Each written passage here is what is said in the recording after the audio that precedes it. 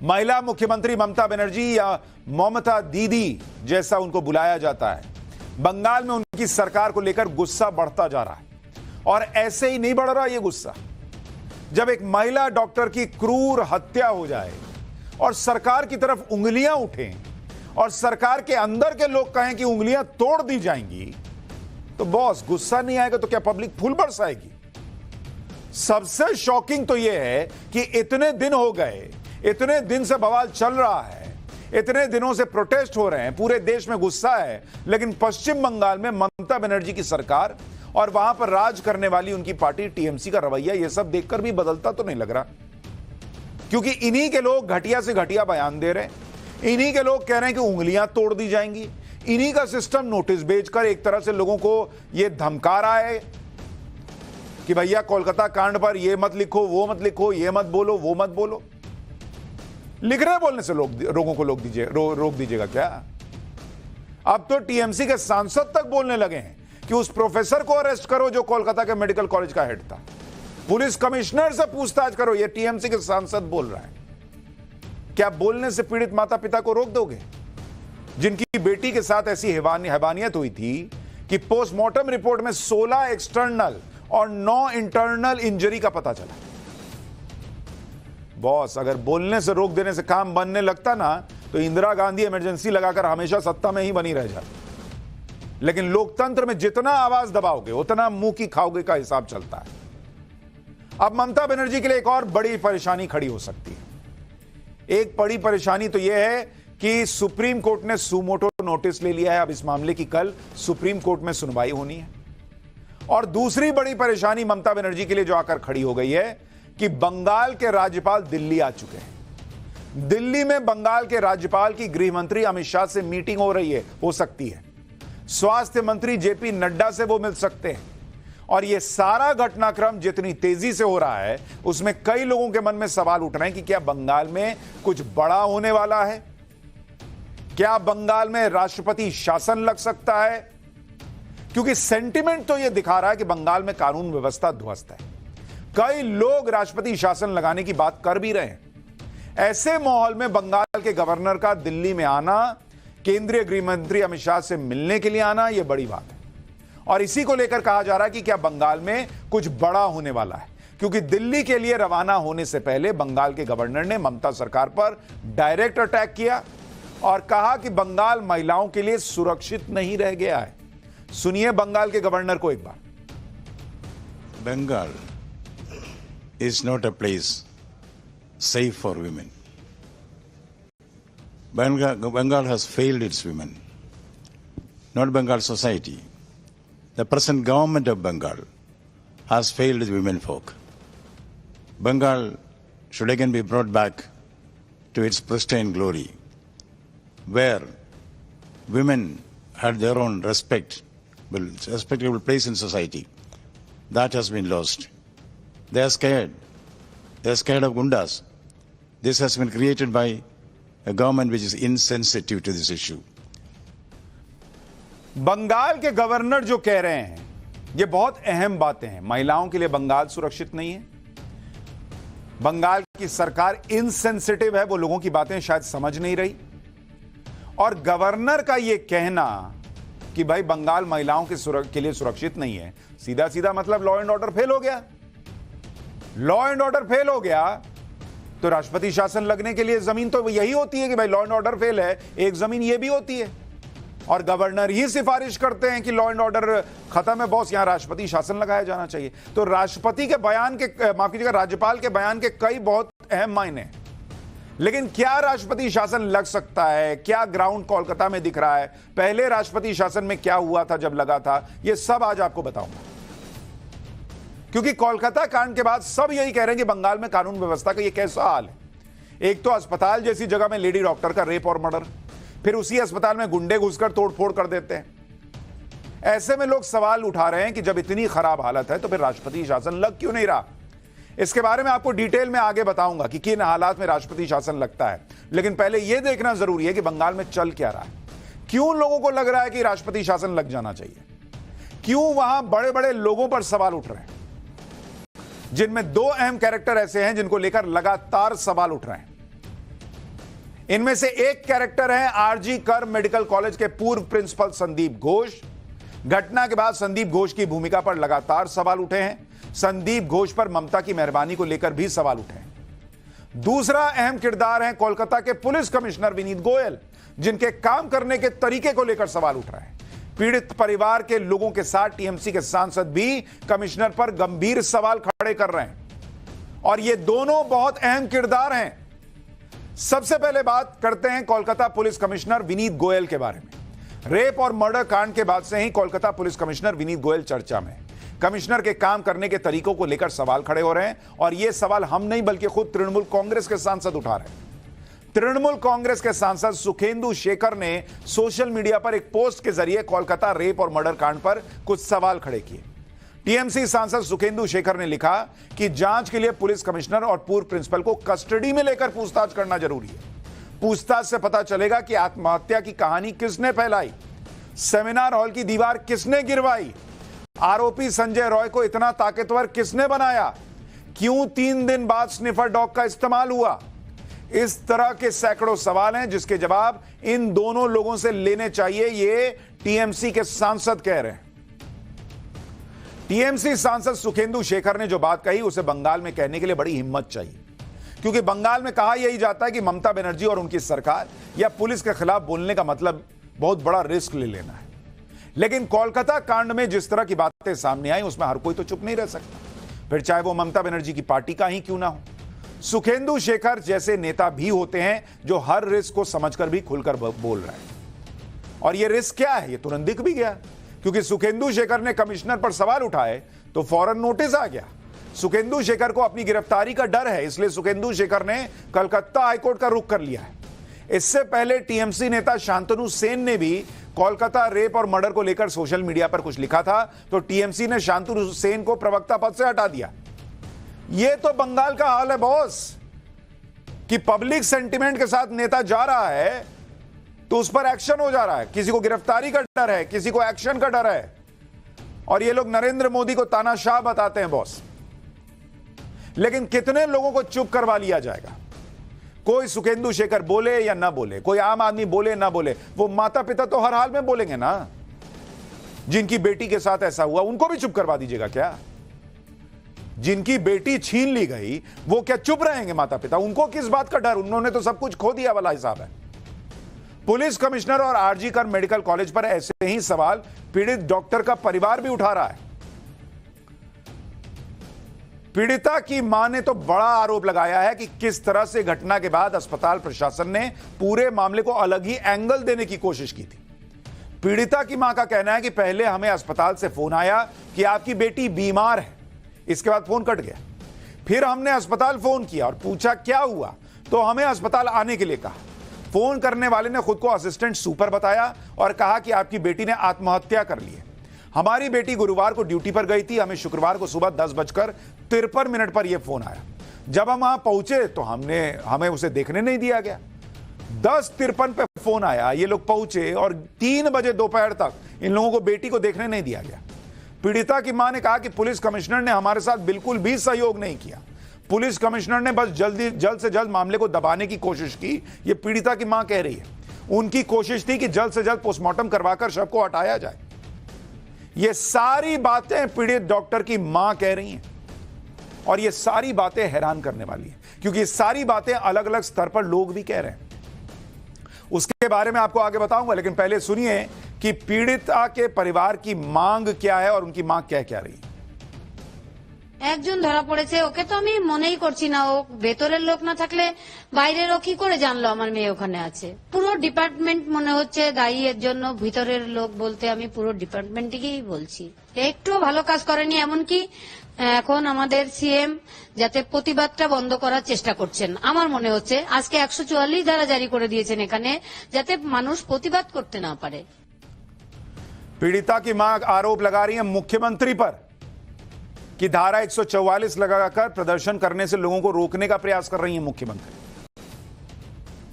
और क्या गंभीर प्रश्न उठेंगे भाई किसी राज्य की सरकार पर, जिसके बाद राष्ट्रपति शासन लगाने पर विचार किया जाएगा, ये लोग पूछ रहे हैं। पुलिस कमिश्नर विनीत गोयल की जो चर्चा हो रही है, तो आपको यह भी बताता हूं कि विनीत गोयल का बैकग्राउंड क्या है। विनीत गोयल 1994 बैच के आईपीएस अधिकारी हैं और दिसंबर 2021 में कोलकाता पुलिस कमिश्नर बने थे। विनीत गोयल को सीएम ममता बनर्जी का करीबी माना जाता है। कमिश्नर बनने से पहले कोलकाता पुलिस में कई महत्वपूर्ण पोस्ट पर काम कर चुके हैं। इसी साल जून में केंद्रीय गृह मंत्रालय ने विनीत गोयल के खिलाफ अनुशासनात्मक कार्रवाई शुरू की। पुलिस कमिश्नर विनीत गोयल पर राजभवन की छवि खराब करने का आरोप है। रेप और मर्डर कांड के बाद कोलकाता पुलिस कमिश्नर पर लापरवाही के भी आरोप लग रहे हैं। आरजी कर मेडिकल कॉलेज में हुई हिंसा और तोड़फोड़ के बाद पुलिस कमिश्नर ने मीडिया पर ही आरोप लगा दिया था कि मिस इंफॉर्मेशन और गलत कैंपेन से माहौल बिगड़ा, जबकि इस पूरे केस में पुलिस पर लगातार सवाल उठ रहे थे। घटना के बाद जिस तरह से पीड़िता का अंतिम संस्कार हुआ, उस पर अंतिम संस्कार कराने वाले कर्मचारी ने क्या कहा वो भी सुनिए आप। 1 घंटा आगे पुलिस आ गए थे इधर। पुलिस आके हमको जानकारी दीजिए, हम लोग को एक लड़की ऐसे हुआ, हम लोग तो बोले हैं आपको मालूम है, तो बोले जो आएगा तो थोड़ा देखिएगा, थोड़ा जल्दी हो सकते थे। हम लोग ठीक है। और कितनी बॉडी दादा पहले थी? 2 पुलिस बोलचे बॉडी तभी जल्दी करो जल्दी करो जल्दी करो। अब सबसे बड़ा प्रश्न यह है कि पुलिस को क्या हड़बड़ी थी कि पीड़िता का अंतिम संस्कार जल्दी हो जाए। यही मां बाप भी पूछ रहे हैं कि 2 लोगों की बॉडी और पहले थी, हमारी बेटी का अंतिम संस्कार पहले करा दिया गया। और जो लोग वहां शमशान घाट में वो कह रहे हैं कि पुलिस ने पहले ही आकर कहा था कि थोड़ा जल्दी जल्दी कर देना। क्यों जल्दी जल्दी कर देना बॉस? पीड़ित परिवार जो आरोप लगा रहा है वही आरोप बीजेपी भी लगा रही। बीजेपी ने आज ममता सरकार पर आरोप लगाते हुए कहा कि सरकार इस घटना के दोषियों को बचाने की कोशिश कर रही है। सुनिए बीजेपी प्रवक्ता गौरव भाटिया को, फिर उन सवालों के बारे में बताऊंगा जो आरजी कर मेडिकल कॉलेज के पूर्व प्रिंसिपल को परेशान कर रहे हैं। मृतक पीड़िता का परिवार कह रहा है कि हमें ऐसा प्रतीत होता है कि ये एक दरिंदे का कृत्य नहीं है, इसमें कई लोग शामिल हैं। लेकिन जब तक ये विवेचना कलकत्ता पुलिस के पास थी, करीब 5 से 6 दिन, गैंग रेप इस एस्पेक्ट को इन्वेस्टिगेट नहीं किया उन्होंने। और इसकी वजह क्या है ये भी स्पष्ट कर दें। इसकी वजह ये है, अरेस्ट हुई एक, अगर गैंग रेप होगा तो अरेस्ट होंगी और भी जरूरी है, अनिवार्य है, और अरेस्ट ये करना नहीं चाहते थे। पुलिस कमिश्नर की ही तरह आरजी कर मेडिकल कॉलेज के पूर्व प्रिंसिपल संदीप घोष पर भी सवाल उठ रहे हैं और अब जांच के दायरे में वो भी हैं। कॉलेज में रेप और मर्डर के बाद संदीप घोष को हटा दिया गया, लेकिन दूसरे कॉलेज का प्रिंसिपल बना दिया गया।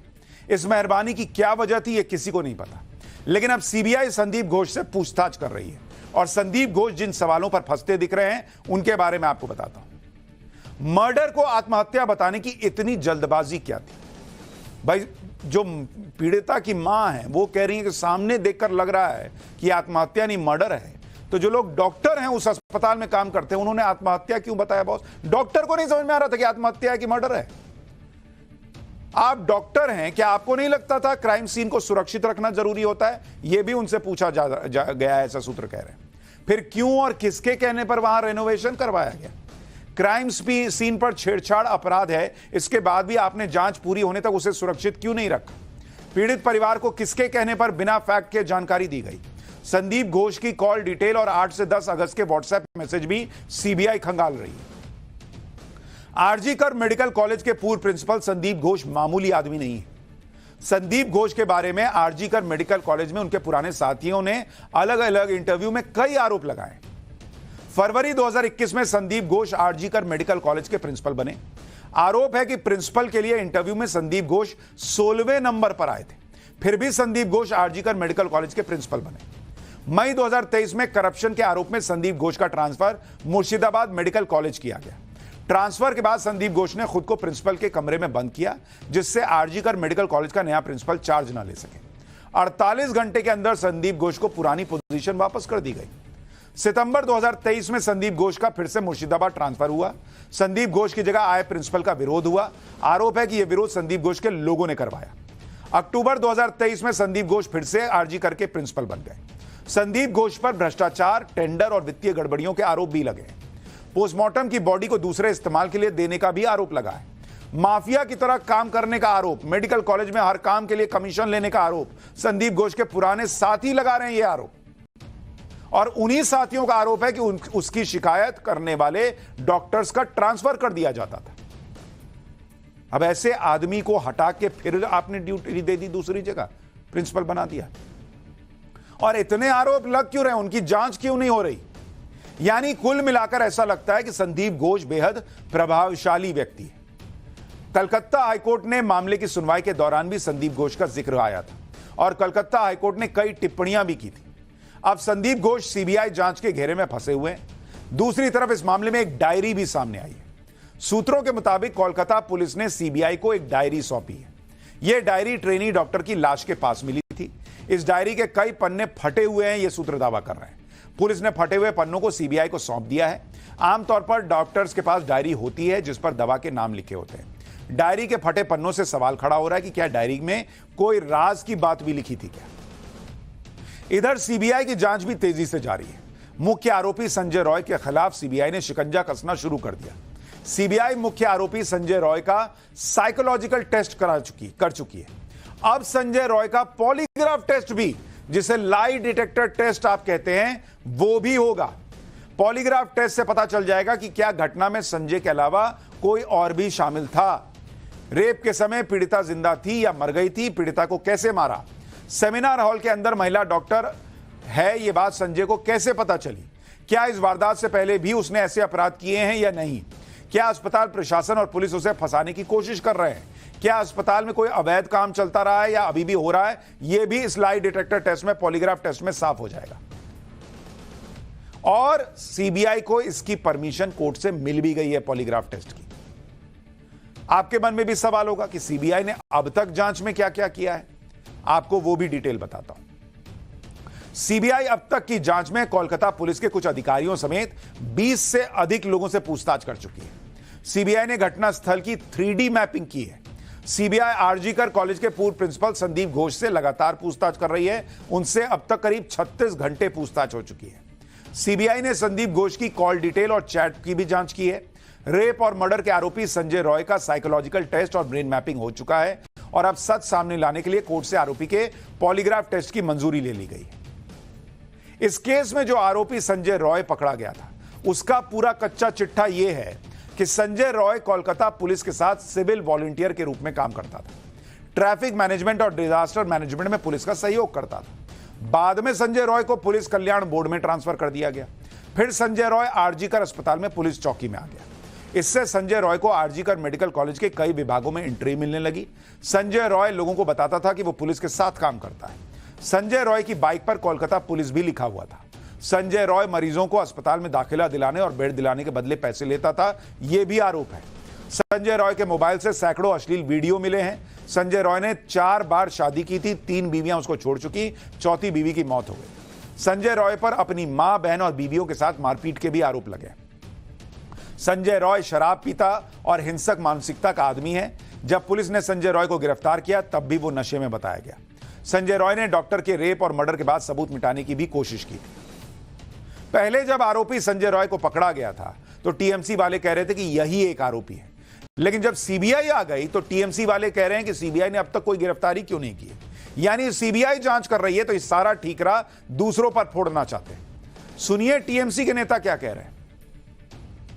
The RG Kaur case was handed to the CBI on the 14th of August. Since then, the CBI has not taken any action. It is the Kolkata police which has arrested the prime accused within 24 hours. The CBI has not summoned even a single suspect for questioning. Why this inaction and silence on the part of the CBI? Is the CBI trying to bury this case? Is the CBI trying to hand over the political advantage to the BJP by keeping silent and not allowing the truth to come out? We will not allow this to happen. What is the CBI doing? We demand an immediate press conference by the CBI to tell the public exactly what steps it is taking in the RG Kaur incident. ये madam पहले पत्रकार रह चुकी हैं, अब TMC की सांसद हैं और लोग सवाल उठा रहे हैं कि यही स्ट्रैटेजी है क्या टीएमसी की, कि जो ममता बनर्जी अपने राज्य में सीबीआई को घुसने नहीं देना चाहती थी, वो अचानक सीबीआई आ गई, 4 दिन चुप रही उनकी पार्टी और अब सीधा सीबीआई क्या कर रही है, सीबीआई क्या कर रही है, ताकि उन पर से सवाल डाइवर्ट हो सके। बॉस, अगर आपको इतना ही कॉन्फिडेंस है कि और लोग शामिल हैं तो पहले ही अरेस्ट कर लेना था ना। और सीबीआई जब वहां पहुंची तब तक तो कितने आरोप लग रहे हैं कि वहां पर क्राइम सीन पर वहां रेनोवेशन का काम होने लगा था, उसे हॉस्पिटल के अंदर वहां तोड़फोड़ की जो घटना हुई, बहुत देर तक क्राइम सीन कॉम्प्रोमाइज हुआ, उसको बंद नहीं किया गया। इतने चीजों के बीच सीबीआई पहुंचे और कहे कि हाँ भाई अगले दिन है ये था, ये सब चाहिए इनको, क्योंकि इन पे सवाल उठ रहे हैं तो अब सीबीआई पे सवाल दाग दो। क्या लोग हो बॉस आप लोग। एक तरफ तो कोलकाता कांड की जांच चल रही है जिससे इस भयानक कांड की पूरी सच्चाई सामने आ सके, अस्पताल के अंदर अगर कुछ गलत हो रहा था तो उसका सच सामने आ सके। लेकिन क्या इस सच के सामने आने से कुछ लोग डर रहे हैं? क्योंकि अगर किसी बात का डर नहीं है तो फिर ऐसा क्यों हो रहा है कि जो भी विरोध की आवाज उठाता है उस पर किसी ना किसी से डंडा चलाने के लिए ममता सरकार तैयार दिखती है किसी तरीके का। आज ये सोचिए कि जिस केस को लेकर ममता बनर्जी खुद सड़कों पर उतरकर प्रदर्शन कर रही थी, जबकि उन्हीं की सरकार है, वही मुख्यमंत्री, वही गृह मंत्री, वही स्वास्थ्य मंत्री, जब वो सड़कों पर उतरती है तो कुछ नहीं होता, लेकिन जब दूसरे लोग सड़कों पर उतर आते हैं तो उन पर लाठी चलाने के लिए कोताही नहीं होती। आप खुद देखिए, कोलकाता में जब फुटबॉल फैंस ने स्टेडियम के बाहर रेप और मर्डर कांड की पीड़िता के लिए इंसाफ की मांग की तो पुलिस ने लाठीचार्ज करके खदेड़ दिया। ममता बनर्जी सड़क पर आई थी तब तो नहीं हुआ था ये सर। ममता बनर्जी पीड़िता को इंसाफ दिलाने के लिए, फोटो खिंचवाने के लिए बाहर सड़क पर आ सकती है, पब्लिक नहीं आ सकती, उनको जो है लाठीचार्ज हो जाएगा। क्यों भाई? जब पब्लिक सड़कों पर प्रोटेस्ट करती है तो इससे ममता बनर्जी की सरकार और पुलिस को परेशानी होती है क्या? कल कोलकाता में फुटबॉल का बड़ा मैच था। कोलकाता वैसे भी फुटबॉल फैंस के लिए जाना जाता है, लेकिन एक तो मैच रद्द कर दिया गया कि कोलकाता में तनाव बहुत है। ऊपर से जब फुटबॉल फैंस बड़ी संख्या में स्टेडियम के बाहर पहुंचे और कोलकाता कांड में इंसाफ के लिए नारेबाजी करने लगे तो तुरंत ममता बनर्जी की पुलिस और सिस्टम एक्टिव हो गए और बड़ी संख्या में पुलिस और आरएएफ के जवान भेजकर प्रोटेस्ट कर रहे लोगों पर लाठीचार्ज हुआ और वहां से भगा दिए गए। ऐसा क्या इसलिए किया गया कि लोग विरोध प्रदर्शन ना कर सके? ये लोग पूछ रहे हैं। अब तस्वीरें देखिए। सवाल यह है कि अगर ममता बनर्जी प्रोटेस्ट कर सकती हैं तो पब्लिक क्यों नहीं कर सकती? विरोध प्रदर्शन, नारेबाजी से किसी को डर लग रहा है क्या? एक बार देखिए वहां क्या माहौल था।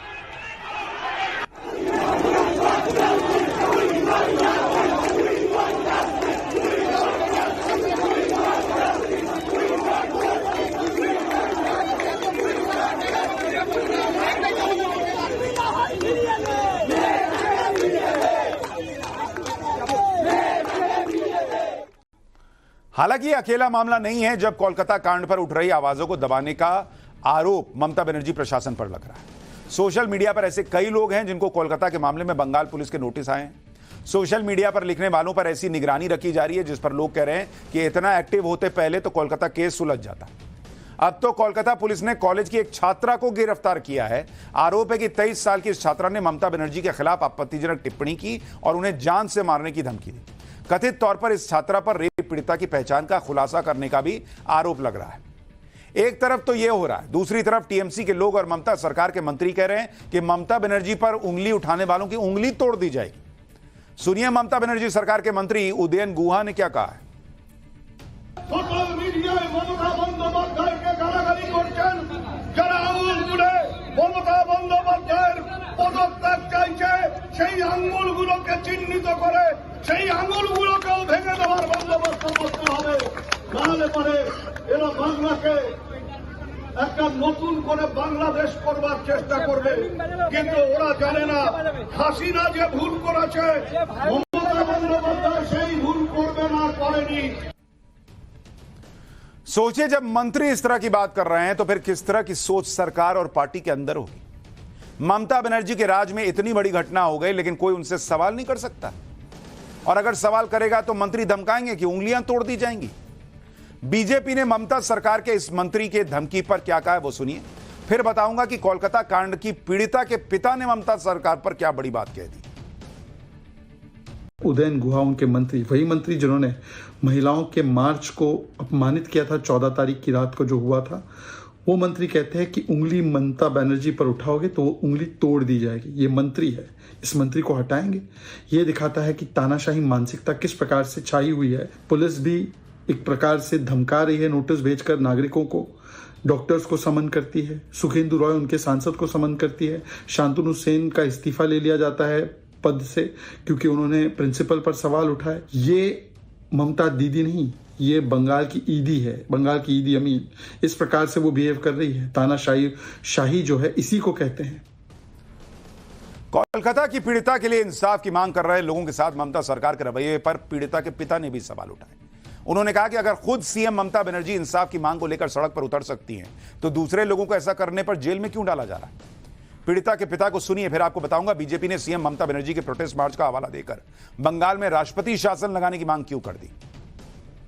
सीएम अपने रास्ते में नाम उतार के जस्टिस मांगता है, फिर जो जनरल पब्लिक है उसने जब जस्टिस मांगता है उसको बंद करने के लिए कोशिश कर रहे हैं। क्या इसके सब क्या बात है। हम लोग तो इसके बहुत दुख आ गया। बंगाल से बीजेपी सांसद राजू बिस्ता ने भी ममता बनर्जी के प्रोटेस्ट का हवाला देते हुए बंगाल में राष्ट्रपति शासन लगाने की मांग की। रवि बिस्ता ने कहा कि राज्य की मुख्यमंत्री के प्रोटेस्ट ने साफ कर दिया कि कानून, पुलिस और प्रशासन उनके हाथ से निकल चुका है। आप भी बीजेपी सांसद रवि बिस्ता को सुनिए, फिर कोलकाता के रेप और मर्डर केस पर भड़के गुस्से की दूसरी तस्वीर भी दिखाता हूं। आज अगर वही सड़क पे प्रोटेस्ट पे उतर रही है, वो साफ बता रही है कि कानून, पुलिस, प्रशासन मेरे हाथ से निकल चुका है। और ममता दीदी का प्रोटेस्ट उस बच्ची को न्याय दिलाने के लिए नहीं है, वो पश्चिम बंगाल की वास्तविक स्थिति को उजागर कर रही है। और राष्ट्रपति जी से मैं अपील करता हूं, कृपया हमें बचाएं।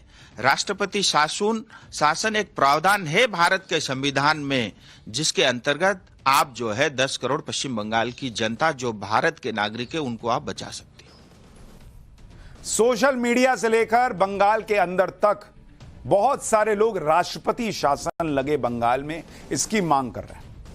हमने आपको शुरू में ही बताया कि बंगाल के गवर्नर दिल्ली आए, अमित शाह से मिलने वाले हैं गृह मंत्री से। क्या राष्ट्रपति शासन लगेगा? और सबसे बड़ा सवाल, क्या बंगाल में राष्ट्रपति शासन लगने की जमीन तैयार है? क्या ऐसी स्थितियां हैं? इसके बारे में आपको आगे बताऊंगा। लेकिन आप यह देखिए कि अब चाहे ममता बनर्जी सरकार कितनी भी कोशिश कर ले, कोलकाता रेप और मर्डर कांड को लेकर लोगों का गुस्सा बढ़ रहा है। क्या डॉक्टर, क्या वकील और क्या आम नागरिक, बंगाल से लेकर देश के कोने कोने तक पीड़िता को इंसाफ दिलाने के लिए लोग सड़कों पर उतर रहे हैं। आज कोलकाता में डॉक्टर्स ने पुलिस की मनमानी के विरोध में मार्च निकाला। दरअसल कोलकाता पुलिस ने डॉक्टर कुणाल सरकार और डॉक्टर सुबर्णो गोस्वामी को भी नोटिस भेजा है। इन दोनों पर भी पीड़िता की पहचान का खुलासा करने और पोस्टमार्टम पर गलत जानकारी फैलाने का आरोप लगाया गया। जब आज डॉक्टर कुणाल सरकार और डॉक्टर सुबर्णो गोस्वामी पूछताछ में शामिल होने के लिए पुलिस मुख्यालय के लिए निकले, तो बड़ी संख्या में डॉक्टर्स भी उनके साथ नजर आए। कोलकाता में ग्राउंड जीरो से हमारी सहयोगी की यह रिपोर्ट देखिए, फिर राष्ट्रपति शासन की बात बताता हूं। यहाँ पर आप जो देख रहे हैं वो 2 डॉक्टर हैं जिनको कोलकाता पुलिस ने समन भेजा था, उनको नोटिस भेजा गया और कोलकाता पुलिस की तरफ से आरोप लगाया गया कि उन्होंने मिस इन्फॉर्मेशन, गलत जानकारी जो है वो उन्होंने जो है सोशल मीडिया में डाली थी। पोस्टमार्टम रिपोर्ट के लिए जो है यहाँ पर उन्होंने कुछ जानकारी सोशल मीडिया में शेयर की थी। साथ ही आरोप ये भी है कि इन 2 डॉक्टरों ने जो विक्टिम है उनकी आइडेंटिटी रिवील की थी। आज कलकत्ता हाईकोर्ट के वकील भी पीड़िता के लिए इंसाफ की मांग करने सड़क पर उतर आए। कोलकाता में हाईकोर्ट के वकीलों ने भी मार्च निकाला और पीड़िता को जल्द से जल्द इंसाफ दिलाए जाने की मांग की। हम लोग का डिमांड यही है कि जो दोषी है उसको जल्द से जल्द पकड़ा जाए और उसको सजा दी जाए। ये एक ऐसा माने इस तरीके का काम हम लोग को धिक्कार है कि ऐसा काम घटा है और ये प्रशासन को हम लोग को रिक्वेस्ट है कि जितना जल्दी हो सके दोषी को पकड़ा जाए। हम लोग उम्मीद करते हैं कि सीबीआई बहुत जल्द से जल्द अपना रिजल्ट बताएगी, हम लोगों को, कोर्ट को बताएगी। साइलेंट मार्च पर है आप लोग, हाँ। ये क्या बोलेंगे, क्या डिमांड है? डिमांड तो यही है कि justice, we want justice, this is the only demand. Bengal जैसी स्थिति आपने शायद ही कहीं देखी होगी। पब्लिक सड़क पर न्याय मांग रही है, वकील सड़क पर आकर न्याय मांग रहे हैं, डॉक्टर सड़क पर न्याय मांग रहे हैं, मुख्यमंत्री सड़क पर न्याय मांग रही है। अरे न्याय देगा कौन? सब सड़क पर आ गए हैं और अगर सब सड़क पर आ गए हैं तो पब्लिक पूछ रही है तो फिर लगाओ राष्ट्रपति शासन। जब वहां कोई न्याय देने वाला नहीं बचा तो फिर पब्लिक को केंद्र न्याय दे। इन्हीं विरोध प्रदर्शन की वजह से ममता बनर्जी सरकार पर आरोप लग रहे हैं कि वो तरीका आजमा रही है जिससे विरोध प्रदर्शन ना हो पाए। लेकिन देश के कोने कोने में इस मामले में आज भी प्रदर्शन हो रहे हैं। बड़े बड़े सरकारी अस्पतालों के डॉक्टर विरोध प्रदर्शन कर रहे हैं। लेकिन एक तरफ बंगाल सरकार में मंत्री उदयन गुहा सीएम ममता पर उठने वाली उंगलियों को तोड़ने की धमकी दे रहे हैं, तो टीएमसी के एक सांसद अरूप चक्रवर्ती ने तो डॉक्टर्स के विरोध प्रदर्शन पर विवादित बयान दे दिया। अरूप चक्रवर्ती ने कहा कि आंदोलन के नाम पर डॉक्टर अपने बॉयफ्रेंड को लेकर घूमने चले जाएंगे तो उन पर पब्लिक का गुस्सा तो फूटेगा ही, और जब ऐसा होगा तो सरकार उन्हें बचाने नहीं आएगी। सुनिए जरा टीएमसी सांसद को। জনরোষ হবে যদি হাসপাতালে রোগী মারা যায়, ডাক্তাররা যদি ডাক্তারি না করে অবরোধের নাম করে বাড়ি চলে যায়, যদি বয়ফ্রেন্ড নিয়ে ঘুরতে যায় তাহলে তো অটোমেটিক হবেই। রোগী যদি বিনা চিকিৎসায় হাসপাতালে মারা যায় তাহলে মানুষ কি ছেড়ে দেবে গ্রামের মানুষ? आप सोचिए, मतलब देश में गुस्सा है और क्या सोच है इन लोगों की कि आंदोलन के नाम पर बॉयफ्रेंड के साथ डॉक्टर घूमने चली जाएगी तो हम क्या करें। मतलब क्या बोले। इस तरह की बातों से विरोध प्रदर्शन खत्म हो जाएंगे ऐसा लगता तो नहीं, क्योंकि सिर्फ कोलकाता ही नहीं पूरे देश में विरोध प्रदर्शन हो रहे हैं। कोलकाता रेप मर्डर कांड के विरोध में 8वें दिन भी दिल्ली में रेजिडेंट डॉक्टर्स की हड़ताल जारी। पीड़िता के लिए इंसाफ और डॉक्टर्स की सुरक्षा की मांग कर रहे डॉक्टर निर्माण विहार में स्वास्थ्य मंत्रालय के बाहर पहुंचे। प्रदर्शन कर रहे डॉक्टर्स ने कोलकाता रेप मर्डर कांड में सबूतों को मिटाने की कोशिश का आरोप लगाया और डॉक्टरों की सुरक्षा के लिए जल्द से जल्द सेंट्रल प्रोटेक्शन एक्ट लागू करने की मांग की। दिल्ली में ग्राउंड जीरो से एक रिपोर्ट देखिए। निर्भया भवन ये स्वास्थ्य मंत्रालय है जहां पर केंद्रीय स्वास्थ्य मंत्री जेपी नड्डा का कार्यालय है और उसके बाहर देखिए सैकड़ों की संख्या में आपको स्टूडेंट रेजिडेंट डॉक्टर्स नजर आ रहे हैं जिनके हाथ में तख्तियां हैं और उन पर कई कई तरीके के लिखे हैं। देखिए दूसरी तख्तियां देखिए जस्टिस, दूसरा we want justice, central protection act यानी कि सीपीए की मांग कर रहे हैं। लगातार यही तख्तियां हैं, स्टॉप वायलेंस अगेंस्ट डॉक्टर, इस तरह के कई आपको तख्तियां दिख रही हैं। और देखिए जहां पर आपकी तस्वीर नजर जा रही है वहां पर आपको डॉक्टर भारी संख्या में सैकड़ों की संख्या में यहाँ प्रदर्शन कर रहे हैं। इतना प्रदर्शन चल रहा है लेकिन सवाल ही खत्म नहीं होते, क्योंकि आप देखिए पॉलिटिक्स किस तरह की हुई। कोलकाता के अस्पताल में जब गुंडे घुस गए थे, तोड़फोड़ हुई थी, आपको याद होगा 14 तारीख की रात को, तो ममता बनर्जी ने कह दिया था कि ये तो वाम और राम का काम है, यानी बीजेपी और लेफ्ट का किया धरा है। लेकिन अब जो बातें सामने आ रही हैं इस घटना की जांच को लेकर, जो मीडिया रिपोर्ट्स में दावे किए जा रहे हैं, उसमें अब तक बीजेपी या लेफ्ट से जुड़े लोगों का तो नाम सामने नहीं आ रहा है। लेकिन ऐसे लोगों की पहचान जरूर हुई है जिनके बारे में दावा किया जा रहा है मीडिया रिपोर्ट्स में कि उनके डायरेक्ट इनडायरेक्ट कनेक्शन टीएमसी से। कौन कौन लोग अस्पताल में तोड़फोड़ के मामले में पकड़े गए हैं उनके बारे में आगे विस्तार से बताऊंगा। लेकिन ममता बनर्जी क्या कह रही थी पहले यह याद दिलाना जरूरी है, फिर बताता हूं कि कौन पकड़ा गया और किससे किसका कनेक्शन निकल रहा है। বহিরাগত কিছু রাজনৈতিক লোক যারা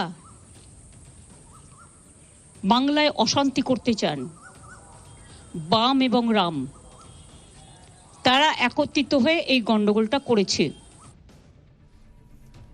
यानी अभी पुलिस ने जांच पूरी भी नहीं की थी कि आरजी कर अस्पताल में कौन लोग घुसे, किन्होंने तोड़फोड़ की। ममता बनर्जी ने डिक्लेयर कर दिया था कि लेफ्ट और बीजेपी ने किया है।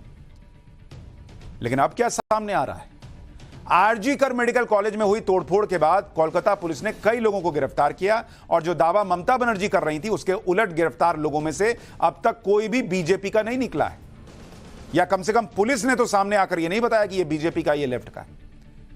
मीडिया रिपोर्ट्स में जो आ रहा है कि कौन कौन पकड़े गए वो आपको जरूर बताता हूं। आरजी कर मेडिकल कॉलेज में तोड़फोड़ के आरोप में 30 लोग अब तक गिरफ्तार हुए हैं। गिरफ्तार आरोपियों में कुछ के बारे में दावा है कि वो टीएमसी से जुड़े हैं, बाकी अन्य लोग हैं। गिरफ्तार आरोपियों में कोई बीजेपी या लेफ्ट का कार्यकर्ता शामिल नहीं है, यह अभी शुरुआती तौर पर कहा जा रहा है। यह सारी गिरफ्तारियां कोलकाता पुलिस ने की हैं, तो यह भी नहीं कहा जा सकता कि पुलिस बीजेपी या लेफ्ट का फेवर कर रही है। पुलिस ममता की है और गृह विभाग भी ममता बनर्जी के पास है। तो ऐसे में आप खुद समझ सकते हैं कि तोड़फोड़ में राम का नाम लेकर ममता बनर्जी क्या करना चाह रही थी, कौन सा राजनीतिक हित साधना चाहती थी। अब आपको उन लोगों की तस्वीरें दिखाता हूं जो आरजी कर मेडिकल कॉलेज में तोड़फोड़ के आरोपी हैं और पकड़े गए। जैसे पुलिस ने जिन लोगों को गिरफ्तार किया है उसमें सौमिक दास का भी नाम शामिल है। ये देखिए, ये है सौमिक दास जो रॉड चला रहा है, एक जिम ट्रेनर है ये, और आरजीकर मेडिकल कॉलेज से 3 किलोमीटर दूर नगर बाजार में रहता है। सौमिक दास के बारे में दावा है कि वो स्थानीय टीएमसी कार्यकर्ता है। सौमिक के घर वालों का कहना है कि वो भावनाओं में बहकर प्रोटेस्ट में चला गया और इस बात का उसे पछतावा है। परिवार कह रहा है कि वो टीएमसी से जुड़ा है, लेकिन टीएमसी वाले ये मानने को तैयार नहीं है कि तोड़फोड़ करने वालों का उनकी पार्टी से कनेक्शन है। लेकिन मीडिया रिपोर्ट्स में जो दावे किए गए हैं वो उससे उलट है। तोड़फोड़ के आरोपियों में एक आरोपी का नाम ऋषिकांत मिश्रा है। ऋषिकांत मिश्रा आरजीकर मेडिकल कॉलेज से आधा किलोमीटर की दूरी पर रहता है। ऋषिकांत का परिवार टीएमसी से जुड़ा हुआ है और बड़ा भाई श्रीकांत तो टीएमसी की सक्रिय सदस्य के तौर पर काम करता है। यह आरोप अब जब एक के बाद एक खुलासे हो रहे हैं, अब जब धीरे धीरे असली सच सामने आ रहा है, अब जब इस तरह से कानून व्यवस्था पर सवाल उठ रहे हैं, तो कई लोग ये सवाल पूछते हैं कि क्या क्यों बंगाल में राष्ट्रपति शासन नहीं लगा दिया जाता। राष्ट्रपति शासन कैसे लगता है इसके बारे में पुराने कुछ केसेस के जरिए आपको समझाता हूं। जैसे 6 दिसंबर 1992 को अयोध्या में विवादित ढांचा गिरा दिया गया। घटना की जिम्मेदारी लेते हुए तत्कालीन सीएम कल्याण सिंह ने इस्तीफा दिया। उसके बाद उत्तर प्रदेश में राष्ट्रपति शासन लगा दिया गया। 15 दिसंबर 1992 को मध्य प्रदेश, राजस्थान और हिमाचल प्रदेश में भी राष्ट्रपति शासन लगा दिया गया। कहा गया कि इन राज्यों में संवैधानिक व्यवस्था खतरे में है और कानून व्यवस्था खराब हो सकती है, इसलिए राष्ट्रपति शासन लगाया गया। ऐसे ऐसे राष्ट्रपति शासन लगे हैं इस देश में कि कहीं खराब हो जाएगी कानून व्यवस्था, इस नाम पे राष्ट्रपति शासन लग गया। पब्लिक पूछ रही बंगाल में ऑलरेडी खराब है, लगता क्यों नहीं। अक्टूबर 1990 में कर्नाटक में राष्ट्रपति शासन लगा था। तब कर्नाटक में सांप्रदायिक हिंसा हुई थी। उस समय कर्नाटक में कांग्रेस की सरकार थी। कांग्रेस ने कर्नाटक में लीडरशिप चेंज करने की कोशिश शुरू की, लेकिन इस दौरान कई नेताओं ने बगावत कर दी और कैबिनेट पूरी तरह से बिखर गई, जिसके बाद राज्य में राष्ट्रपति शासन लगा दिया गया। इंदिरा गांधी का तो इतिहास भरा है राष्ट्रपति शासन लगाने को लेकर। सबसे ज्यादा राष्ट्रपति शासन कांग्रेस के जमाने में प्रधानमंत्रियों ने लगाए। लेकिन पब्लिक पूछ रही है कि मोदी जी कब लगाएंगे बंगाल में राष्ट्रपति शासन। क्या बंगाल में लॉ एंड ऑर्डर का फेलियर नहीं है? संदेश खाली हो जाता है, पोस्ट पोल वायलेंस हो जाता है। अब ये कोलकाता की घटना हो गई। क्या ऐसा होगा जब कोलकाता में बंगाल में राष्ट्रपति शासन लगेगा? ये पब्लिक पूछ रही है। इस पर आपको जानकारी दूंगा, लेकिन पाठशाला में अब अगली क्लास। कोलकाता रेप केस की गूंज उत्तर प्रदेश में। उपचुनाव में राहुल और अखिलेश दोनों को बड़ा नुकसान होने वाला है क्या? सीएम योगी के खिलाफ एजेंडा चलाने वालों को तगड़ा करंट कैसे लगा? महाराष्ट्र, हरियाणा और झारखंड, क्या बीजेपी फिर लोकसभा चुनाव वाली गलती कर रही है क्या? अब इसका चैप्टर।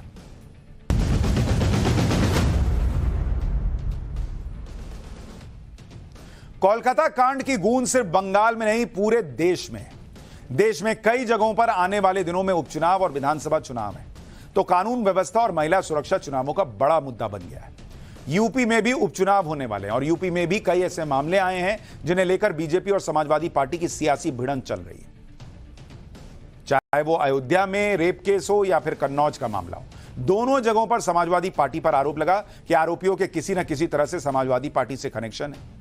हालांकि समाजवादी पार्टी इसे बीजेपी की राजनीति बता रही है, लेकिन उपचुनावों के बीच इस तरह के आरोप समाजवादी पार्टी की मुसीबत बन चुके हैं।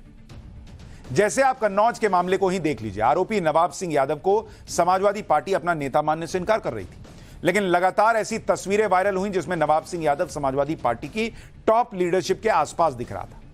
इस तरह की तस्वीरों से ही ऐसे मामले उपचुनाव के बीच समाजवादी पार्टी के लिए बड़ी फांस बन गए।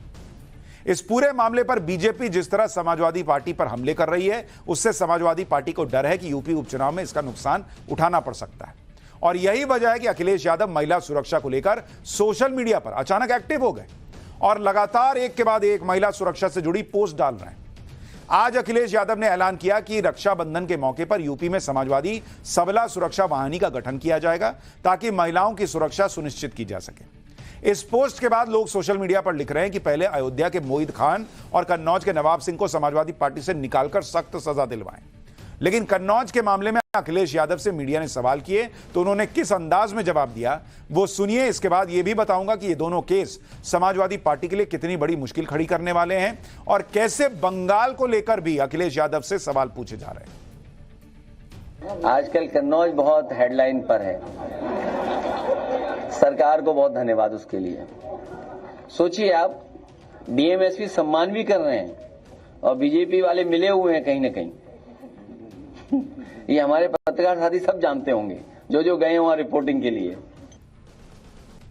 इस पूरी प्रेस कॉन्फ्रेंस में अखिलेश यादव यही बताने की कोशिश करते रहे कि नवाब सिंह का उनकी पार्टी से कोई नाता नहीं है, जबकि उनके साथ नवाब सिंह की तस्वीरें पूरे देश में वायरल हो रही है। महिला सुरक्षा को लेकर अखिलेश यादव ने एक और ट्वीट किया, जिसमें वो महिला सुरक्षा को लेकर यूपी सरकार पर हमले कर रहे हैं। नोएडा में एक महिला के साथ छेड़छाड़ के मुद्दे पर अखिलेश यादव यूपी सरकार के लिए घोर निंदनीय जैसे शब्द लिख रहे हैं। लेकिन अब सोशल मीडिया पर लोग पूछ रहे हैं कि अयोध्या मामले में आरोपी मोहित खान और कन्नौज मामले में आरोपी नवाब सिंह के लिए ऐसे घोर निंदनीय शब्द क्यों नहीं लिखे जाते। इतना ही नहीं, बंगाल को लेकर भी लोग समाजवादी पार्टी और अखिलेश यादव से सवाल पूछ रहे हैं कि बंगाल क्यों नहीं गए अखिलेश यादव, क्योंकि अखिलेश यादव की पार्टी और ममता बनर्जी की पार्टी के बीच अच्छा गठजोड़ दिखा है बंगाल में। क्यों नहीं पूछते वो भी। राहुल गांधी जैसे ममता बनर्जी का नाम नहीं ले पा रहे, अखिलेश यादव भी ममता बनर्जी का नाम लेकर सवाल नहीं पूछ पा रहे। अखिलेश यादव यूपी में समाजवादी सबला सुरक्षा वाहिनी खोलकर यह माहौल बनाने की कोशिश में है कि महिला सुरक्षा को लेकर उनकी पार्टी बहुत सीरियस है, जबकि उनकी सरकार के दौरान यूपी में महिलाओं की सुरक्षा किस लेवल पर थी वो आपको याद दिलाता हूं। एनसीआरबी के मुताबिक 2016 में महिलाओं के साथ अपराध में यूपी नंबर 1 पर था। हर दिन 106 केसेस होते थे, हर घंटे 4 से ज्यादा केस सामने आते थे। पूरे साल में 38,918 केस दर्ज हुए थे। यह संख्या देश में महिलाओं के खिलाफ कुल अपराध का 14.5% था। इसके अलावा महिला किडनैपिंग के कुल केस 12,994 थे, यानी हर दिन 35 किडनैपिंग के केस। रेप के हर दिन 13 केस होते थे। साल भर में रेप केस 4,816 दर्ज हुए। इन आंकड़ों को देखकर समाजवादी पार्टी पर सवाल उठते रहे कि उनकी सरकार के दौर में यूपी में अपराधी बेखौफ थे। लोकसभा चुनाव में समाजवादी पार्टी को यूपी में जिस तरह 37 सीटों पर जीत मिली थी, उससे अखिलेश यादव और उनकी पार्टी का जोश हाई चल रहा था। लेकिन कन्नौज और अयोध्या जैसे मामलों से उपचुनाव के माहौल में असर पड़ सकता है। इस बार उत्तर प्रदेश में मिल्कीपुर और करहल समेत 10 सीटों पर उपचुनाव होने वाले हैं। करहल की सीट अखिलेश यादव के कन्नौज से सांसद बनने के बाद खाली हुई, जबकि मिल्कीपुर अयोध्या की सीट है। ये दोनों ही सीटें बीजेपी और समाजवादी पार्टी के लिए इस समय प्रतिष्ठा का सवाल बनी हुई है।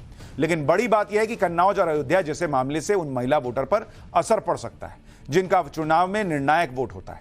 2024 के लोकसभा चुनाव में यूपी की 17 सीटों पर महिला वोटर्स ने जीत और हार तय की थी, जबकि 2022 के यूपी विधानसभा चुनाव में 62.5% या 62.2% महिलाओं ने वोट डाला था, जबकि पुरुष वोटर कम था 59.6%।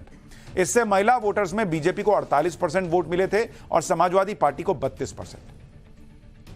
महिला वोटर निर्णायक वोटर होती है और जब कन्नौज अयोध्या जैसे केस आते हैं तो इनका इंपैक्ट वोटर पर दिखता है। इसके अलावा जब अखिलेश यादव कोलकाता कांड जैसी घटनाओं पर ममता बनर्जी के खिलाफ खुलकर नहीं बोलते तो फिर बीजेपी भी इससे मुद्दा बनाती है और यही वजह है कि इन सब बातों को लेकर बीजेपी लगातार अखिलेश यादव पर हमलावर है। यूपी के डिप्टी सीएम केशव प्रसाद मौर्य तो यहां तक कह रहे हैं कि अखिलेश यादव राहुल गांधी के दरबारी हैं और जिस तरह से ममता बनर्जी के बचाव में दलीलें दी जा रही हैं उससे तो अखिलेश को राजनीति छोड़कर बलात्कारियों का वकील बन जाना चाहिए। यह उन्होंने ट्वीट किया है। केशव मौर्य ने अखिलेश पर यह तीखा हमला किया तो अखिलेश भी चुप नहीं बैठे, उन्होंने भी जवाब दिया। लेकिन अखिलेश यादव ने जवाब दिया केशव प्रसाद मौर्य की उस बात पर जो बात केशव मौर्य ने सीएम योगी आदित्यनाथ को लेकर कही। आज केशव मौर्य ने सीएम योगी की जमकर तारीफ की और उन्हें देश का सबसे शानदार काम करने वाला मुख्यमंत्री बताया। पहले आप यूपी के डिप्टी सीएम केशव मौर्य का यह बयान सुनिए, फिर आपको बताऊंगा कि इस पर अखिलेश यादव ने क्या कहा। और मैं मानता हूं कि आप भी अब जानते हैं, मानते हैं और जनता भी ये जानती और मानती है कि हमारी डबल इंजन की सरकार स्वतंत्र भारत के इतिहास में सबसे अच्छा काम कर रही है। दुनिया में मोदी जी जैसा नेता कोई दूसरा है क्या? देश में मुख्यमंत्री योगी आदित्यनाथ जी जैसा दूसरा मुख्यमंत्री है क्या? तो जब देश का नेता हमारा दुनिया का सबसे शक्तिशाली प्रभावशाली और प्रदेश के हमारे मुख्यमंत्री जब पूरे देश के मुख्यमंत्रियों की तुलना होती है उसमें सबसे अच्छा काम की अगुवाई में किया जा रहा है, तो पीछे होना चाहिए कि आगे होना चाहिए? केशव मौर्य ने सीएम योगी की तारीफ की तो यह आज की हेडलाइंस में आ गया, क्योंकि पिछले काफी अरसे से यूपी में यह माहौल था कि सीएम योगी और केशव मौर्य में बड़ा टकराव चल रहा है। इस माहौल को बनाए रखने में अखिलेश यादव भी पूरा जोर लगा रहे थे, लेकिन जैसे ही केशव मौर्य ने सीएम योगी की तारीफ की वैसे ही अखिलेश यादव सामने आ गए। एक बार सुनिए अखिलेश यादव को। वो कुछ है ही नहीं, वो क्या है, मुख्यमंत्री डांट देंगे तो अभी चुप हो जाएंगे 2 मिनट में। सच्चाई है, मुझे पता है कि अगर वो डांट दें मुख्यमंत्री जी तो पता नहीं लगेगा वो डिप्टी सीएम है कौन। और नहीं मानते आप पता कर लेना। अभी तक इन्हीं केशव प्रसाद मौर्य के सहारे योगी आदित्यनाथ को घेर रहे थे अखिलेश यादव। अब जब केशव प्रसाद मौर्य ने योगी की तारीफ कर दी तो कह रहे हैं वो है ही कौन आदमी केशव प्रसाद मौर्य, मुख्यमंत्री डांट देंगे तो साइड हो जाएंगे। कुछ दिन पहले अखिलेश यादव और समाजवादी पार्टी यही माहौल बना रही थी कि लोकसभा चुनाव के नतीजों के बाद सीएम योगी कमजोर हो गए और इसी वजह से डिप्टी सीएम से उनका टकराव चल रहा है। लेकिन अब तो खुद डिप्टी सीएम योगी की तारीफ कर रहे हैं। तो उपचुनाव से पहले यह नैरेटिव भी खत्म हो गया कि यूपी बीजेपी के अंदर किसी तरह का मनमुटाव है। लेकिन यूपी भले ही बीजेपी संभाल ले, दूसरे राज्यों में उसे एक गलती भी भारी पड़ सकती है और यह गलती है दूसरी पार्टियों से नेताओं को शामिल करना। वैसे तो चुनाव के समय में एक पार्टी से दूसरी पार्टी में नेता आते जाते हैं, यह कोई बड़ी बात नहीं है। लेकिन बीजेपी को लेकर लोकसभा चुनाव के नतीजों के बाद कुछ लोगों ने यह बात भी कही कि दल बदलुओं की बड़ी संख्या में लेने और उन्हें टिकट देने से भी कुछ नुकसान हुआ। अब जिन राज्यों में आने वाले दिनों में विधानसभा चुनाव होने वाले हैं वहां पर भी ऐसी ही बातें चल रही हैं। जैसे आप झारखंड को देखिए, झारखंड में अभी इलेक्शन की डेट नहीं आई है, लेकिन ऐसी खबरें चल रही हैं कि जेएमएम के चंपई सोरेन दल बदल कर सकते हैं। झारखंड की सियासत में इस वक्त सेंटर ऑफ अट्रैक्शन बने हुए हैं पूर्व मुख्यमंत्री चंपई सोरेन। चंपई सोरेन को हेमंत सोरेन ने तब सीएम बनाया था जब ईडी की गिरफ्तारी के बाद हेमंत सोरेन को इस्तीफा देना पड़ा। अब चंपई सोरेन ने यह कहकर बगावत कर दी है कि उन्हें जबरदस्ती सीएम पद से हटाया गया, उनको अपमानित किया गया। हालत यह है कि पूर्व सीएम चंपई सोरेन कुछ विधायकों के साथ दिल्ली में डेरा जमाए हुए हैं। चंपई सोरेन के नाम पर ताज पैलेस होटल में 4 दिनों के लिए 3 रूम बुक है। कहा तो यह भी जा रहा है कि वो बीजेपी के बड़े नेताओं के संपर्क में और कभी भी बीजेपी ज्वाइन कर सकते हैं।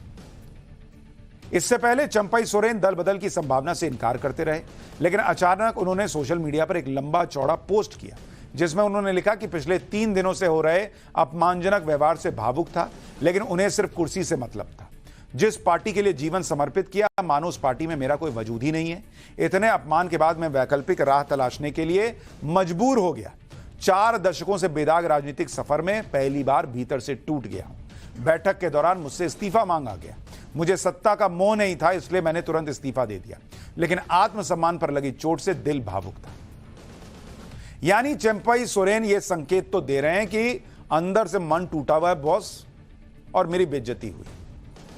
चंपई सोरेन दरअसल झारखंड मुक्ति मोर्चा के पुराने नेता हैं। कहा जाता है कि हेमंत सोरेन उन्हें अपने पिता की तरह मानते थे, लेकिन जैसे ही पार्टी में बगावती सुर उठे तो हेमंत सोरेन के निशाने पर बीजेपी आ गई। हेमंत सोरेन ने बिना देर किए बीजेपी पर विधायकों की खरीद फरोख्त करने और समाज को बांटने का आरोप लगा दिया। एक बार हेमंत सोरेन को सुनिए, उसके बाद बताऊंगा बीजेपी ने हेमंत सोरेन को क्या नसीहत दी है। समाज तो छोड़ो, ये घर भी फोड़ने का काम करता है, पार्टी तोड़ने का काम करता है। आए दिन कभी इस विधायक को खरीद ले, कभी उस विधायक को खरीद ले। और पैसा ऐसा चीज है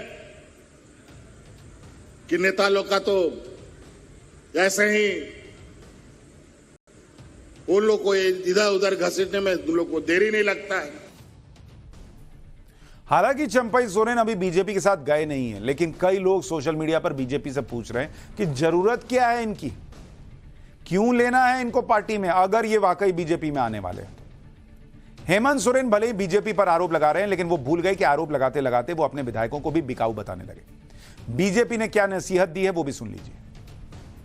उनसे लोग दुखी होकर के, नाराज होकर के लोग बोल रहे हैं, तो उनको तो अपना घर देखना चाहिए। उनसे लोग क्यों नाराज है, क्यों दुखी है। और हमें लगता है कि उस पत्र को उनको भी मिला ही होगा, तो उसको पढ़ना चाहिए, उनकी दर्द उनको समझना चाहिए। तो आप सबको अगर अपने विधायकों का बिकाव ही कहेंगे तो फिर आपके साथ कौन रहेगा। उनको आज समझ में नहीं आ रहा है, लेकिन अगर आप कह रहे हैं कि वे भाजपा खरीद रहे, इसका मतलब आप अपने विधायकों को बिकाऊ कह रहे हो। इसी तरह से हरियाणा में भी विधानसभा चुनाव होने हैं और यहां भी पार्टियों में भगदड़ मची। जैसे आम आदमी पार्टी के एक नेता ने बीजेपी ज्वाइन कर ली। आम आदमी पार्टी के नेता नायब सिंह पटाक माजरा ने बीजेपी ज्वाइन कर ली। मुख्यमंत्री नायब सैनी ने पटाक माजरा को बीजेपी में शामिल करवाया। नायब सिंह माजरा ने 2019 में लोकतंत्र सुरक्षा पार्टी से विधानसभा चुनाव लड़ा था।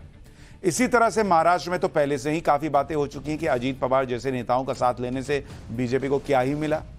महाराष्ट्र में इलेक्शन डेट अभी आई नहीं है, लेकिन वहां पहले ही बड़ी दल बदल हो चुकी है और वहां कई दूसरी पार्टियों के नेताओं को बीजेपी ने अपने सहयोगी बना लिया या फिर उनकी बीजेपी में डायरेक्ट ज्वाइनिंग हो गई। तो पब्लिक ये भी पूछ रही है कि बीजेपी ये कर क्यों रही है भाई, अपने बूते लड़ो ना।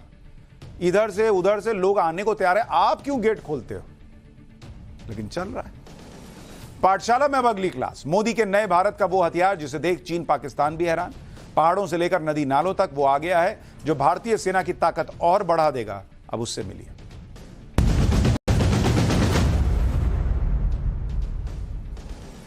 नरेंद्र मोदी के 10 सालों में एक बात तो सब मानते हैं कि देश की सेना को इतना ताकतवर बनाया गया है, इतने हथियार भर भर के सेना को लैस कर दिया गया है कि चीन पूरी ताकत लगाकर भी भारत को डिगा नहीं पा रहा। पाकिस्तान की तो हालत ऐसी कर दी गई है कि उसके घर में उसको घुसकर ठोक देते हैं। लेकिन नरेंद्र मोदी जानते हैं कि सेना के लिए समय के साथ नए नए हथियार, नई नई तकनीक आना यह बड़ा जरूरी है। यह नहीं कि एक बार दे दिया हथियार हो गया काम खत्म। सेना को ताकतवर बनाने का काम लगातार 10 साल से चल रहा है और आज की डेट में भारत की सेना दुनिया की चौथी सबसे मजबूत सेना है। वो दिन भी दूर नहीं जब भारत की सेना दुनिया की सबसे ताकतवर सेना होगी, क्योंकि लगातार नई नई तकनीक और नए नए हथियार सेना को मिल रहे हैं और ये सब भी भारत में ही बन रहे हैं। डीआरडीओ ने भारतीय कंपनियों के साथ मिलकर इंडियन आर्मी के लिए ऐसे हथियार तैयार किए हैं जिससे हिमालय की चोटियों से लेकर समंदर की गहराई तक देश के दुश्मन बच नहीं पाएंगे। इंडियन आर्मी को जल्दी ही स्वदेश में बना बख्तरबंद कॉम्बैट वैप CRBN मिलने वाला है। इसके अलावा टैंक का काल कहा जाने वाला नाग MK2 सिस्टम इंडियन आर्मी में शामिल होगा। वहीं डीआरडीओ की बनाई असमी पिस्टल का ट्रायल भी अंतिम फेज में चल रहा है। जमीन हो या पानी, हर जगह पर नरेंद्र मोदी के नए भारत के ये हथियार दुश्मन को तबाह करेंगे। इसमें सबसे खास है वो बख्तरबंद गाड़ी जो इंडियन आर्मी को जल्दी ही मिलने वाली है, जिसे जमीन पर पछाड़ना नामुमकिन है और इसकी मदद से पानी के अंदर भी दुश्मन पर अटैक किया जा सकता है। भारतीय सेना के लिए डीआरडीओ और महिंद्रा डिफेंस ने मिलकर नया स्वदेशी बख्तरबंद कॉम्बैट व्हीकल तैयार किया है। यह एक व्हील आर्म्ड प्लेटफॉर्म है जिसे WHAP यानी वैप कहते हैं। यह व्हीकल केमिकल, बायोलॉजिकल और रेडियोलॉजिकल और न्यूक्लियर वेरिएंट में है। इसका डिजाइन कॉम्पैक्ट और लुक इंटरनेशनल है। इसमें ऑपरेशन के दौरान कुल 11 सैनिक सवार हो सकते हैं। यह बेहद ऊंचाई वाले इलाकों में ऑपरेशन कर सकता है। इसकी सबसे बड़ी खासियत यह है कि व्हीकल एम्फीबियस ऑपरेशन में कारगर है, यानी इसे जमीन और पानी में दुश्मन पर अटैक करने के लिए इस्तेमाल किया जा सकता है। यानी जमीन पर तो काम आ ही रहा, देखिए ना, पानी में घुस गया भाई। जिस गाड़ी के अंदर 11 सैनिक सवार हो सकते हैं, भारी हथियार ले जाए जा सकते हैं, वो बख्तरबंद गाड़ी कितनी आसानी से किसी नाव की तरह, बोट की तरह पानी में चल रही है भाई। अब ये नहीं है ना कि अब पानी आ गया, अब क्या करें, अब तो गाड़ी इधर ही खड़ी रहेगी, उधर कैसे? लो भैया, ये बोट की तरह अंदर घुस गया पानी में। इस वैप CBRN वेरिएंट को इसी तरह तैयार किया गया है कि अगर किसी ऑपरेशन के दौरान सेना को नदी नाले पार करने पड़े तो ऑपरेशन को रोकना न पड़े। अभी तक अगर ऐसी स्थिति आती थी तो सेना को लोहे के पुल तैयार करने पड़ते थे जिसमें वक्त लगता था। महिंद्रा की बख्तरबंद गाड़ी के ये वीडियो महिंद्रा कंपनी के मालिक आनंद महिंद्रा ने शेयर किए। 8x8 पहियों वाले इस बख्तरबंद व्हीकल में 600 हॉर्स पावर का डीजल इंजन लगा है, जिसकी वजह से ये पहाड़ों पर ऑपरेशन में भी कारगर है। डीआरडीओ और महिंद्रा ने अपनी इस बख्तरबंद गाड़ी की ना तो ज्यादा डिटेल शेयर की है और ना ही इसकी ज्यादा तस्वीरें पब्लिक डोमेन में है, लेकिन जो झलक सामने आई है उसे देखकर यही कहा जा सकता है कि इंडियन आर्मी के पास आने वाले दिनों में ऐसी स्वदेशी बख्तरबंद गाड़ियां होंगी जो अभी तक अमेरिका, रूस और चीन की सेनाएं ही इस्तेमाल कर रही हैं। इंडियन आर्मी और डीआरडीओ का कंपटीशन एक तरफ दुनिया भर की वॉरफेयर टेक्नोलॉजी से है तो दूसरी तरफ बेहतरीन हथियारों से मुकाबला करना भी चुनौती बना हुआ है। यही वजह है कि डीआरडीओ एक तरफ जहां दुनिया का सबसे बेहतरीन बख्तरबंद हथियार तैयार कर रहा है तो दुश्मनों के टैंक और बख्तरबंद गाड़ियों को भस्म करने की भी तैयारी है। भारत के पास पहले ही डीआरडीओ का तैयार किया हुआ नाग एंटी टैंक मिसाइल सिस्टम है। डीआरडीओ अब इसका एडवांस और खतरनाक वर्जन लेकर आ रहा है जिसका नाम है Nag MK2 advance anti tank guided missile system. यह anti tank guided missile system जंग के मैदान में पहुंचा तो समझिए दुश्मनों की खैर नहीं। इंडियन आर्मी के पास नाग MK2 आने के बाद चीन और पाकिस्तान की हिम्मत नहीं होगी कि वो अपना कोई टैंक या बख्तरबंद गाड़ी बॉर्डर के पास तैनात करें। वहीं इन्फेंट्री की फायर पावर बढ़ाने के लिए इंडियन आर्मी नई मशीन पिस्टल के विकल्प खोज रही है। इसमें पहली पसंद है अस्मी। अस्मी भारत का पहला स्वदेशी 9mm वेपन है और इसे भी डीआरडीओ के साथ मिलकर तैयार किया गया है। बताया जा रहा है कि सेना के नॉर्दर्न कमांड ने स्पेशल फाइनेंशियल पावर का इस्तेमाल करते हुए पहले ही 550 अस्मी पिस्टल और 550 T9 पिस्टल खरीदी है। नॉर्दर्न कमांड के जिम्मे एलएसी और एलओसी दोनों हैं। नॉर्दर्न कमांड आतंकियों के खिलाफ भी अहम रोल निभाती है। इस इलाके में सैनिकों और आतंकियों का करीबी मुकाबला होता है, जिसमें अस्मी पिस्टल जैसे हथियार की जरूरत महसूस हो रही है। 2022 में इंडियन नेवी और सीएपीएफ ने भी इस स्वदेशी पिस्टल का ट्रायल किया था, जिसमें इस पिस्टल को फुल मार्क्स मिले थे। वहीं अभी एनएसजी, असम राइफल्स और बीएसएफ भी इस पिस्टल का ट्रायल कर रहे हैं और ये देखिए कितनी कॉम्पैक्ट है और बहुत शानदार है।